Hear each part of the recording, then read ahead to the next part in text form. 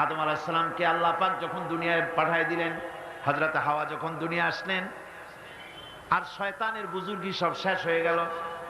শয়তানে বলল, আল্লাহ আমার সব ইবাদত নষ্ট হইল আদমের জন্য। আমি তোমার কাছে ফরিয়াদ জানাই, তুমি 7টা জাহান্নাম বানাইছো, এই জাহান্নাম আরো বানাও।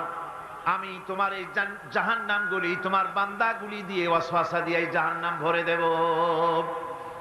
যে আদমের জন্য আমার সমস্ত ইবাদত পণ্ড হলো, সেই আদম সন্তান সব আমি জাহান্নামে পাঠাবো। আল্লাহ রাব্বুল আলামিন বললেন, এই কোরআন শরীফের ভিতরে আছে, আল্লাহ পাক বলেছেন, ও আমার ফেরেশতারা, শয়তান কি বলল শুনেছো? আমার বান্দা যখন শয়তানের ওয়াসওয়াসায় পড়ে একটা নেকের একটা গুনাহ নিয়ত করবে, গুনাহ করার নিয়ত করবে, গুনাহটা করে নাই, পাপ লিখবা না? গুনাহ করা হয়ে যাওয়ার পর একটা গুনার জন্য একটা গুনাহই লিখবা। আর যদি আমার বান্দা কোন একটি নেকির কাজের নিয়ত করেছে, হজের নিয়ত করেছে, হজে যায় নাই, মাদ্রাসা মসজিদে দান করবে, চট্টগ্রাম তাফসীরুল কোরআন মাহফিলে দান করবে, করে নাই এখনো, শুধু নিয়ত করেছে, নেক নিয়তের কারণে আমলনামায় একটা নেকি লিখে দিবা।